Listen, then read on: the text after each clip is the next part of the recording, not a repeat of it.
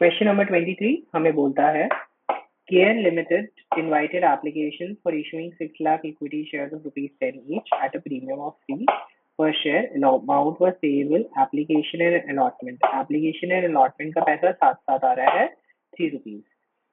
First call पे 4 rupees and second and final call पे balance rupees including premium. मतलब 10 रुपए में से 7 rupees पे कोई प्रीमियम नहीं है ना? तो यहाँ पर हम सीधा सीधा बोल सकते हैं या तो 13 minus 7 है ना, या फिर हम कहेंगे 10 minus 7 plus 3. तो आंसर वही आने वाला है 6. This is going to be 6 which is 3 plus 3 है ना, which is going to be 3 plus 3. अगर आप देख सकते हैं issue was over subscribed by 1,50,000, मतलब 1.5 लाख शेयर ज्यादा मिला. तो मतलब टोटल में मेरी जो टोटल एप्लीकेशन है वो कितनी आई, मेरी जो टोटल एप्लीकेशन आई वो आई 7,50,000. 6 लाख में 1.5 लाख ज्यादा.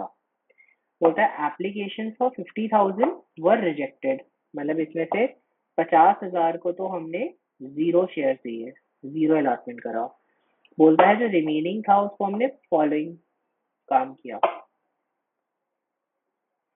4 लाख शेयर होल्डर्स को हमने 3 लाख शेयर अलॉट करे. ठीक है, 4 लाख को हमने 3 लाख शेयर करे.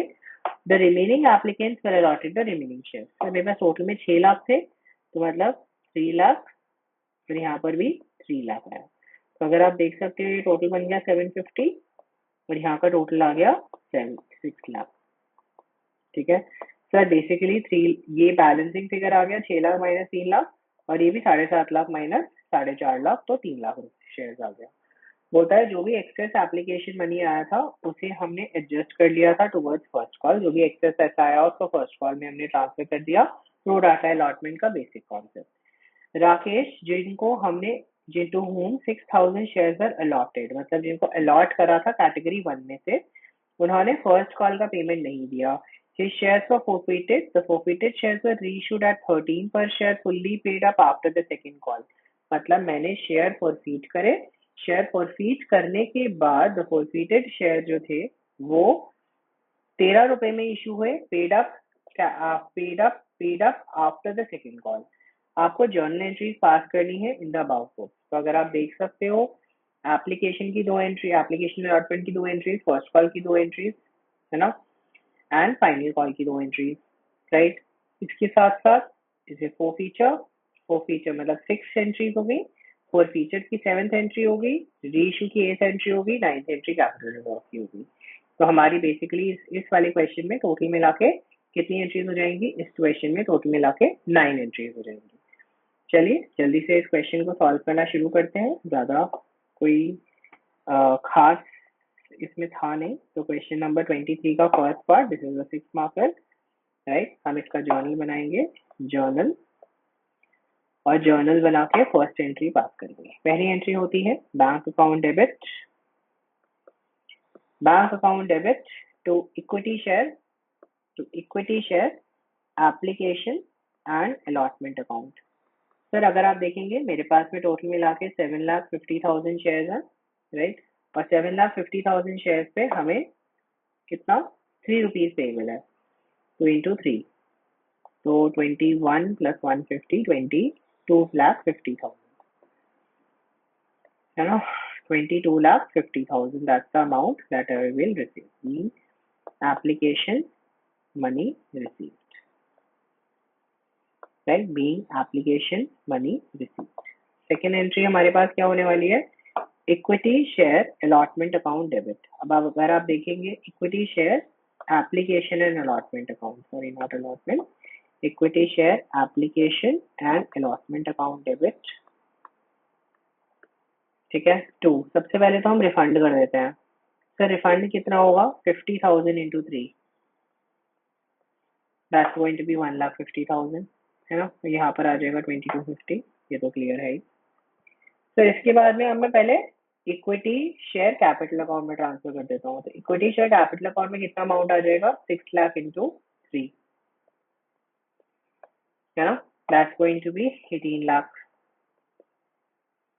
एंड लास्ट में आएगा equity share first call account. First call में हमारे पास कितना अमाउंट जाएगा, so that would be 1 lakh into 3, that's going to be 3 lakh, है ना। तो हमारा जो इक्विटी शेयर फर्स्ट कॉल में अमाउंट जाएगा वो कितना जाएगा, 3 लाख रुपीज जाएगा। आई होप यहाँ तक एंट्री क्लियर है। Being amount transferred, being amount transfer. इसके बाद अगर आप देखेंगे थर्ड एंट्री हमारी क्या होने वाली है, equity share first call account debit, equity share first call account debit to equity share capital account, क्योंकि यहाँ पर भी कोई प्रीमियम नहीं है। Sir I am suppose to receive 6 lakh, पे 4 रुपीज, दैट्स 24 लाख, मुझे 24 लाख रुपीज मिलने चाहिए। आई होप यहाँ तक कोई प्रॉब्लम होनी नहीं चाहिए। Being first call amount due, being first call amount due. Fourth entry जो मेरी यहाँ पर होने वाली है वो क्या होगी, equity bank account debit, bank account debit, और एक पर्टिकुलर बंदे ने पेमेंट नहीं करी, है ना। बैंक एक पर्टिकुलर बंदे ने पेमेंट नहीं करी, कितनी पेमेंट नहीं करी सर, उसने कितनी पेमेंट नहीं करी वो अभी हमें निकालना पड़ेगा। तो वो उसके लिए हम यहाँ पे अभी एक वर्किंग नोट बनाएंगे, calls in arrear account debit to equity share first call account, equity share first call account. Am I clear, कोई प्रॉब्लम तो नहीं है। सर यहाँ पर अब हम एक वर्किंग नोट बनाएंगे।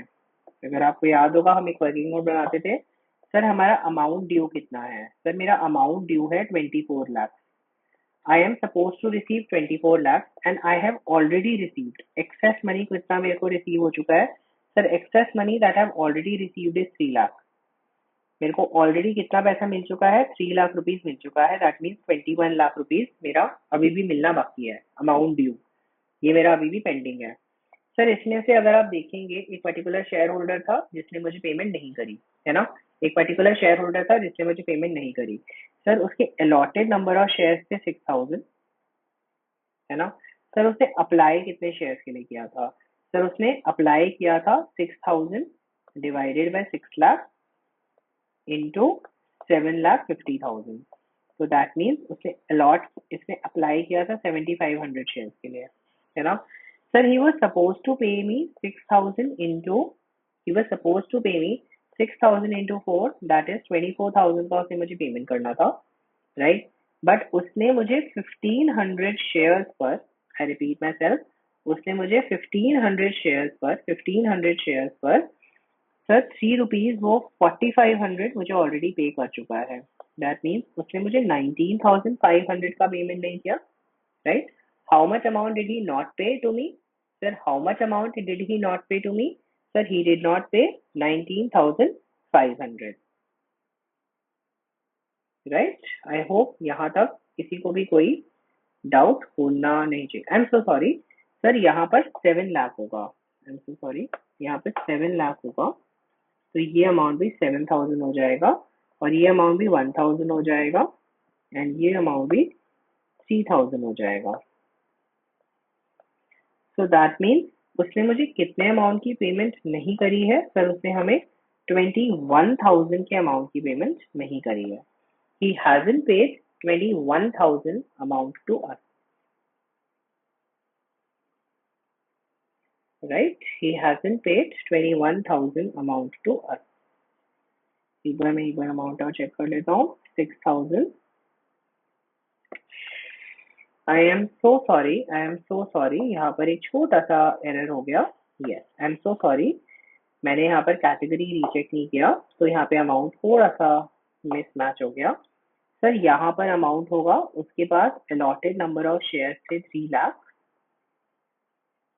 और उसके अप्लाइड नंबर ऑफ शेयर थे 4 लाख, राइट। तो ये पूरा का पूरा इससे कट गया 3 2, दैट मीन्स 800 शेयर, 8000 शेयर। तो मतलब उसने 2000 इंटू 3 6000 रुपीज का पेमेंट मुझे नहीं दिया। दैट मीन्स ये अमाउंट जो आ जाएगा ये 18,000 आ जाएगा। I am so sorry, right. मैं वंस अगेन फिर से रिपीट कर देता हूँ। सर अगर मुझे अप्लाइड नंबर ऑफ शेयर निकालने हैं तो वो कैसे निकलता है, allotted number of share, allotted number of shares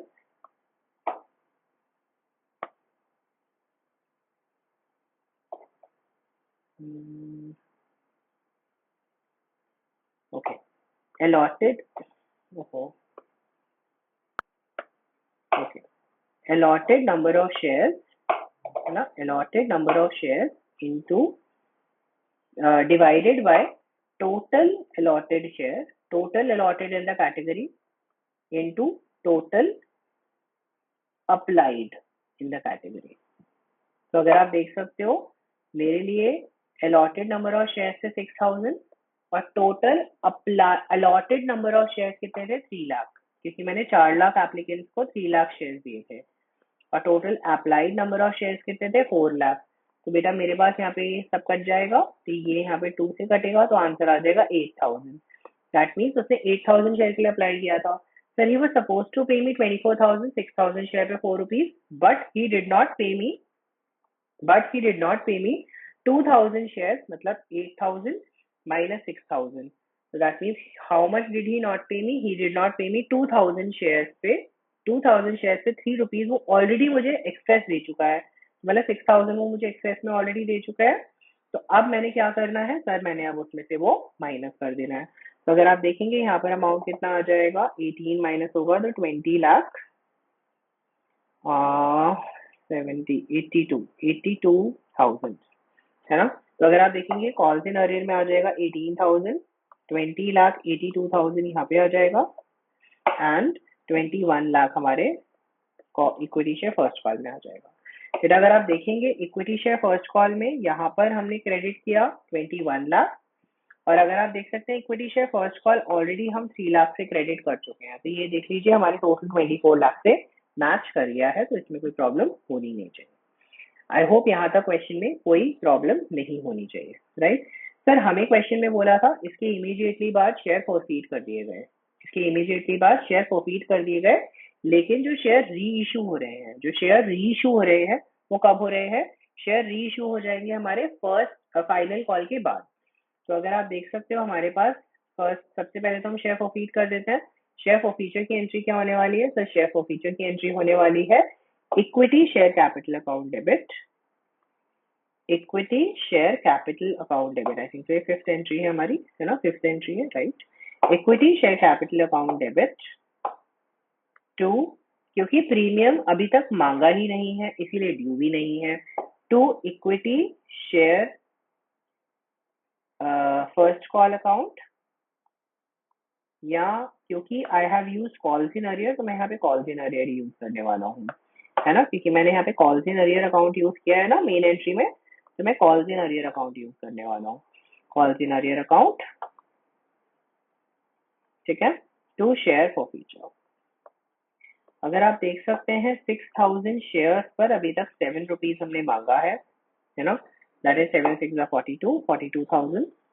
sir उसने 18,000 का पेमेंट मुझे नहीं किया है ना, दैट मीन्स 28,000 का पेमेंट वो कर चुका, 28 से सॉरी 24,000 का पेमेंट वो हमें कर चुका है ना। सर अगर ये कैलकुलेशन करना है कैसे करूंगा, सर 8,000 into 3 रुपीज एप्लीकेशन में उसने दिया था, तो that's how I did it, है ना, दैट्स शेयर फॉरफीचर का अमाउंट। सर 6 एंट्री हमारे पास होगी फाइनल कॉल की, तो equity share final call account debit, equity share final call account debit to equity share capital account to security premium account, है ना, टू सिक्योरिटी प्रीमियम अकाउंट। अगर आप यहाँ पे देखेंगे sir I was suppose to receive 6 lakh पे 6 लाख पे, now not on 6 lakh I am suppose to receive on 5 lakh 5,94,000 पे 3 rupees, that's what I'm supposed to receive now, and at the same time 5,94,000 पे 3 rupees, क्योंकि 6,000 तो रिडीम हो गए ना, मतलब वो हो गए ना, क्या नाम है, कैंसिल हो गए, so 17,82,000 is the amount that I'm supposed to receive, and the total becomes 000,416 and 715 and 35,64,000, right, 35,64,000 being final call amount due। अब बेटा ये तो हमें ड्यूली रिसीव हो जाएगा, तो इसमें तो कोई भी ऐसा अनपेड अमाउंट है नहीं, तो bank account debit to equity share final call account, right? That's going to be 35,64,000. 35,64,000. अगर आप यहाँ पे देखेंगे हमारी जो नेक्स्ट एंट्री होने वाली है वो क्या होने वाली है, री इशू की एंट्री होने वाली है। बेटा हमने एक 10 रुपी का शेयर 13 रुपीज में री इशू किया है, तो bank account debit that would be 6,000 into, सारे शेयर री इशू कर दिए ना, 6,000 into 13 to equity share capital account, that's going to be 60,000, 6,000 into 10, and to equity share to security premium account. Security premium में कितना अमाउंट आएगा जल्दी बताइए, 6,000 into 3 that is going to be 18,000, और यहाँ पर कितना अमाउंट आ जाएगा, that's going to be 78,000. I hope यहाँ तक क्लियर है सर। लास्ट एंट्री जो होने वाली है इस क्वेश्चन में वो होने वाली है जहाँ पर हम शेयर फॉर फीचर में का अमाउंट कैपिटल रिजर्व में ट्रांसफर करेंगे। तो share for feature account debit पूरा का पूरा अमाउंट हम कैपिटल रिजर्व में ट्रांसफर कर देंगे to capital reserve. What is the amount, जल्दी से देख के बताइए। शेयर फॉर फीचर में हमारा 24,000 का अमाउंट है, पूरा का पूरा 24,000 हम यहाँ पे अमाउंट ट्रांसफर कर देंगे। आई होप यहाँ तक ये क्वेश्चन बिल्कुल क्लियर है। 6 mark question, that's how it is going to be done. चलिए we move on to the or part of the question, question number 23 का or part. This is going to be question number 23 का or part. This is from issue of debentures. This question is from issue of debentures. You are required to pass necessary journal entries for the issue of debentures for the following.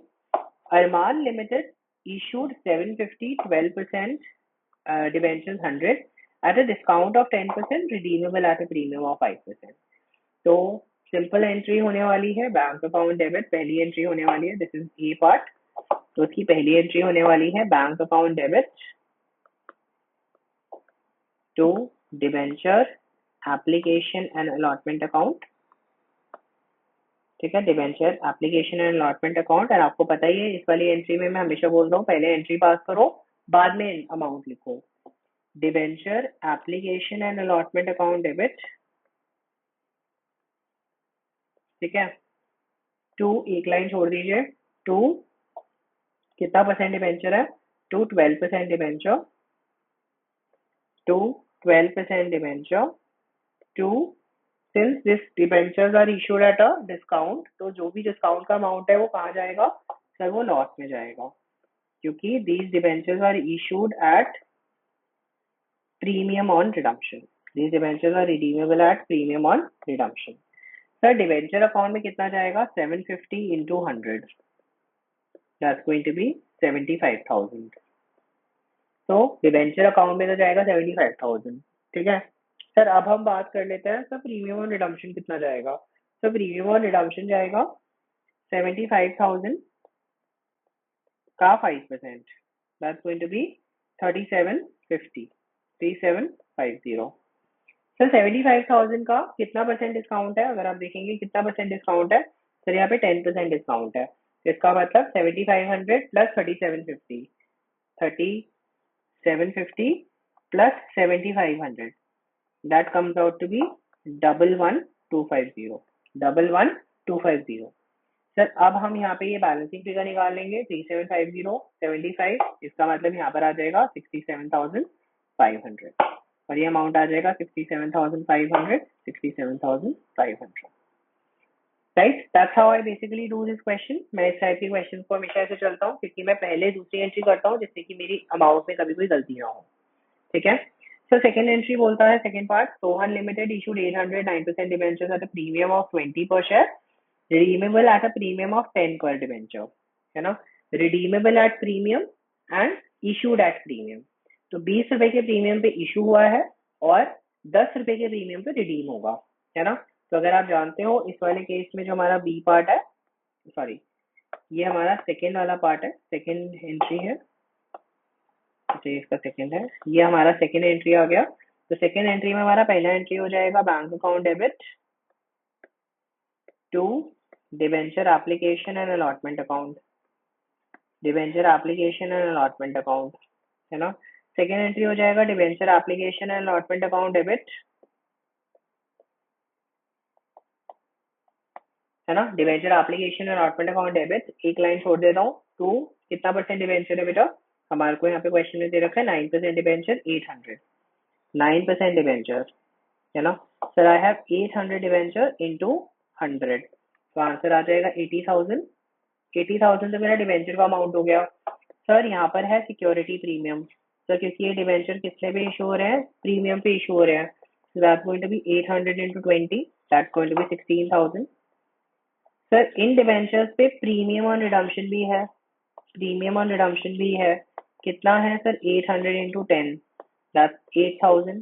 तो sir यहाँ पर हमारे पास क्या हो जाएगा, loss on issue आ जाएगा, loss on issue of debenture account debit, that's going to be 8,000। तो sir यहाँ पे बैलेंसिंग फिगर कितना आ जाएगा 96, और फर्स्ट एंट्री में भी हमारा अमाउंट आ जाएगा 96,000, है ना। ऐसे कभी आप एंट्री करोगे कभी अमाउंट गलत नहीं होगा, it's always going to be correct, हमेशा हमारा आंसर जो है वो करेक्ट आएगा। अगर आप देख सकते हैं इसका जो और पार्ट है, इसका जो सेकंड पार्ट है B part, you have 3 parts out here.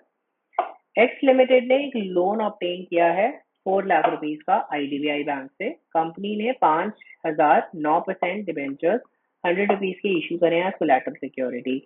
आपको बोला है जल्दी से बताइए बैलेंस शीट में कैसे प्रेजेंट होगा। तो अगर आप जानते हैं बैलेंस शीट में सर ये लॉन्ग टर्म बोरोइंग्स में, बैलेंस शीट में सर ये अमाउंट जो है बैलेंस शीट में लॉन्ग टर्म बोरोइंग्स में हम इसको शो करेंगे, है ना।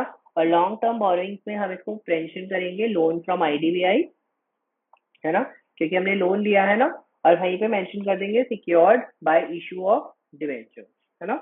तो अगर आप देख सकते हो यहाँ पर कुछ खास नहीं करना हमें, हम यहाँ पर इसका जो बी पार्ट है वो मेंशन कर देते हैं।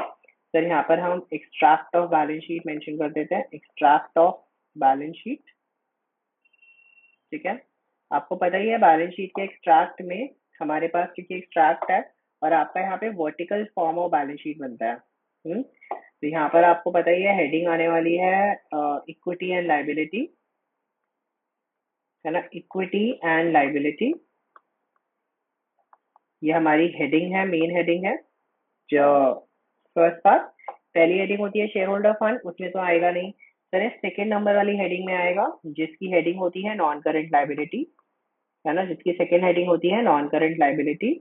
और नॉन करेंट लाइबिलिटी में भी ये आएगी लॉन्ग टर्म बोरोइंग्स में, आएगा लॉन्ग टर्म बोरोइंग्स में।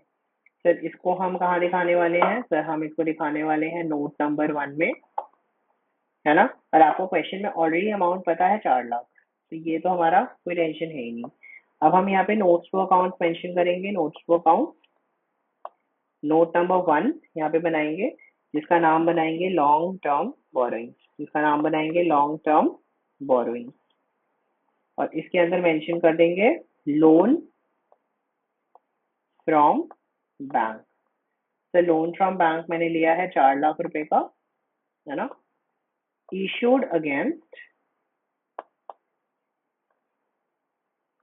है ना, 5,000 9% debenture of ₹100 each as collateral security. That's the basic thing we are going to do, nothing more. I hope सबको क्लियर है, यहाँ पर ये इसका बैलेंस शीट का ट्रीटमेंट होगा। आई होप यहाँ तक किसी भी क्वेश्चन नंबर 23 में किसी को भी कोई डाउट नहीं होना चाहिए। This question should be crystal clear, very clear to all of you, right.